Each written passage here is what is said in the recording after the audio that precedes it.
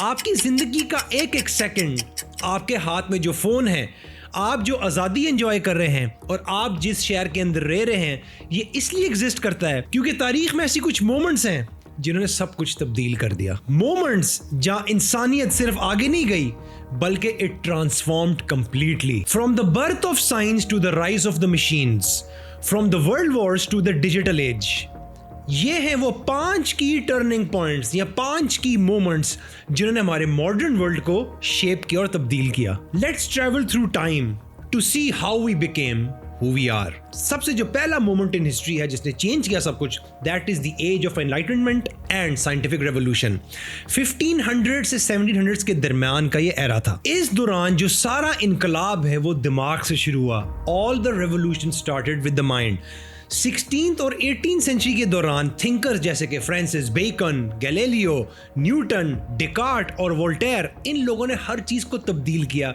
These people dare to question everything from the church to the stars. इन्होंने हर चीज के ऊपर सवाल उठाए और इन्होंने इंट्रोड्यूस किया साइंटिफिक मेथड, जिसकी बेस के ऊपर हम लोग जिस तरह चीजें ऑब्जर्व करते हैं, जिस तरह फिनोमेना को देखते हैं, वो सब तब्दील हो गया। उसके अलावा ग्रेविटी डिस्कवर की गई इस दौर के अंदर और रीजन को प्रमोट किया गया ओवर सुपरस्टिशन। और पहली बार तारीख में सच्चाई को जो है वो टेस्ट कर दिया गया। It was something that was tested and not told। Galileo का टेलीस्कोप जिसने पूरा वास्ट यूनिवर्स को रिवील किया, न्यूटन का प्रिंसिपिया मैथमेटिका जिसने फाउंडेशंस ले किया on the laws of motion, enlightenment के फिलोसोफर्स जिन्होंने आइडिया स्प्रेड की of liberty and equality through the printing press. देखिए इसका जो इम्पैक्ट था वो था कि इंटेलेक्चुअल एक्सप्लोजन थी, उसने डेमोक्रेसी को इंस्पायर किया, मॉडर्न साइंस को और ह्यूमन राइट्स को। Without this, there would be no revolutions, no constitutions, and no belief in progress itself। ये जो enlightenment का दौर था, इसने क्या किया कि it lit the fuse that every modern idea still burns from। दूसरी जो मोमेंट है that is the industrial revolution, जो कि 1760 से लेकर 1850s तक चली थी। इस दौरान क्या हुआ कि इस दौरान मशीन्स आ गई, इंडस्ट्रियल रेवोल्यूशन हो गई थी। लेट 18th सेंचुरी में ब्रिटेन में steam engines and factories transform the life on earth. लोगों ने जो है अपनी खेती बाड़ी, फार्म्स, एग्रीकल्चर सब छोड़ के फैक्ट्रीज की तरफ आना शुरू हो गए थे। सिटीज जो हैं, शहर जो हैं वो बनना शुरू हो गए और उनका जो साइज है वो एक्सप्लोड कर गया, बड़े से बड़े बनना शुरू हो गए और अर्बनाइजेशन स्टार्ट हो गई थी। और इस दौरान जो है आपकी जो जिंदगी की जो रिदम है वो डे लाइट से शिफ्ट होगी टूवर्ड्स मशीनरी। जेम्स वॉट का जो स्टीम इंजन है इसने पावर किया इंडस्ट्रीज को। स्पिनिंग जेनी और कॉटन मिल्स ने लेबर को मैकेनाइज कर दिया। रेल रोड्स और टेलीग्राफ्स जो हैं उन्होंने कॉन्टिनेंट्स को आपस में कनेक्ट कर दिया। इस एरा का जो इम्पैक्ट है उसने सबसे पहले मिडिल क्लास क्रिएट की। उसके अलावा ग्लोबल ट्रेड स्टार्ट हो गया और मॉडर्न कैपिटलिज्म की बुनियाद रखी गई थी। लेकिन इसके साथ साथ पोल्यूशन भी बढ़ गया और वर्कर्स की लेबर की एक्सप्लॉयटेशन भी बढ़ गई थी।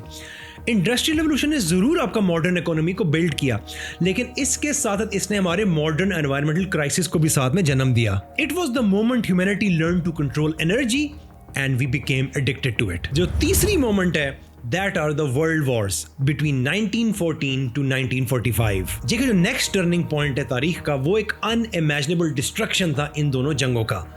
देखिए वर्ल्ड वॉर 1 जो थी इसने एम्पायर्स को शैटर किया, जैसे कि ऑटोमन, ऑस्ट्रियो हंगेरियन और जर्मन एम्पायर्स, जिसकी वजह से बॉर्डर्स, ग्लोबल बॉर्डर्स को भी रीड्रॉ कर दिया गया। और जो वर्ल्ड वॉर 2 है, दूसरी जंग अजीम, इसने सिविलाइजेशंस को चेंज किया। एटॉमिक बॉम्ब का जो इस्तेमाल था इस जंग के अंदर उसने रीडिफाइन किया ग्लोबली कि ताकत और पावर एक्चुअली है क्या। इन जंगों की तबाही के बाद यूनाइटेड नेशंस बना, नेटो बनी, यूरोपियन यूनियन बनी और इन इदारों ने यह फैसला किया कि आने वाले मुस्तकबिल में हम कोई और ग्लोबल कैटास्ट्रोफी नहीं अफोर्ड कर सकते और हमने रोकनी है उसको। इन जंगे अजीमों ने, चाहे वो पहली थी या दूसरी थी, इन्होंने जन्म दिया नई सुपर पावर्स को, United states and the Soviet union. इसके बाद कोल्ड वॉर का एरा स्टार्ट हो गया और इसी दौरान इसने एक्सेलरेट किया खवातीन के राइट्स, डीकोलोनाइजेशन और टेक्नोलॉजिकल इनोवेशन, रेडार से लेकर कंप्यूटर्स तक।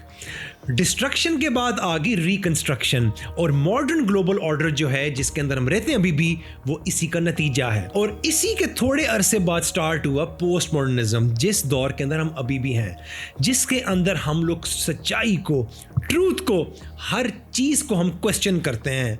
हम किसी भी मेटा या ग्रैंड नैरेटिव के ऊपर बिलीव नहीं करते हैं। So we have become skeptical. We are in the era of post modernism, in the era of individuality. उसके बाद जो चौथा मोमेंट है जिसने तारीख को बदला, वो है the age of decolonization and globalization. 1945 से लेकर 1990s का ये एरा था।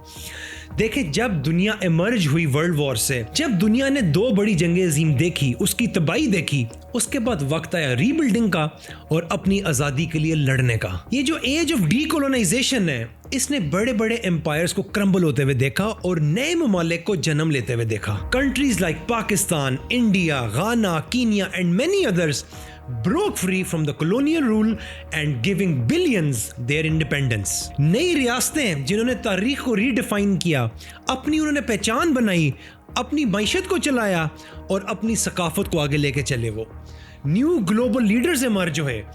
इस दौरान जो इम्पैक्ट था वो शिफ्ट हो गया टूवर्ड्स द ग्लोबल साउथ, और इसके साथ साथ एक नया ग्लोबल ट्रेड, माइग्रेशन और कम्युनिकेशन पेयर्ड विद ग्लोबलाइजेशन, इस एरा ने इसको सपोर्ट किया।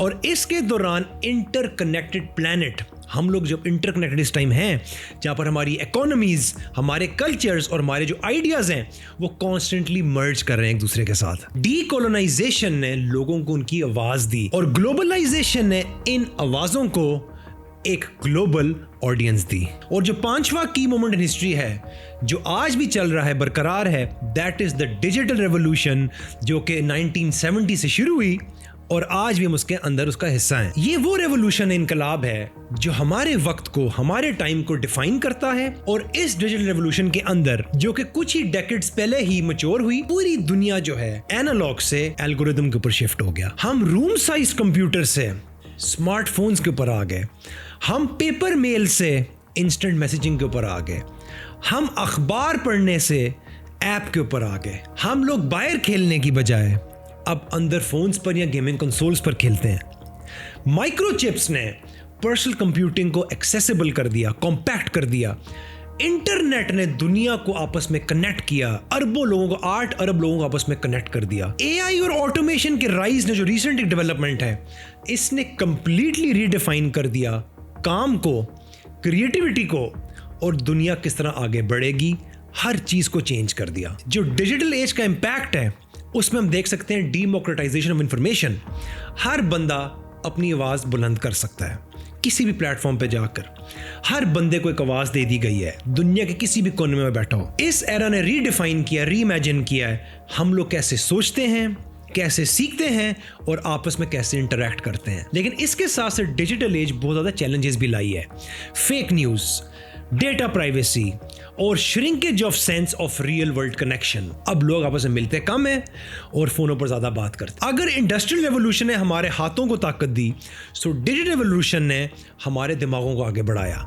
And it is still unfolding faster than ever. From the ideas of the enlightenment era to the engines of the industrial revolution, from the ashes of the world wars to the freedom and globalization, and finally to the digital age and era in which we live today। Her era जिसको हमने discuss किया, ये खाली एक तारीख का हिस्सा नहीं है, ये एक पूरा इनकलाब था, ये एक पूरी एवोल्यूशन थी। इन सब ने मिलकर हमारी मॉडर्न रियलिटी, हमारी पॉलिटिक्स, हमारी टेक्नोलॉजी, हमारी इकोनॉमिक्स, हमारी ह्यूमैनिटी, इन सब को बनाया और इन सब को मजीद वो बनाते जाएंगे और तब्दील करते जाएंगे। लेकिन सवाल यहां पर यह है कि अगला इनकलाब कब आएगा और वो क्या होगा, और जब वो आता है तो will we be ready to shape it और will we be shaped by it.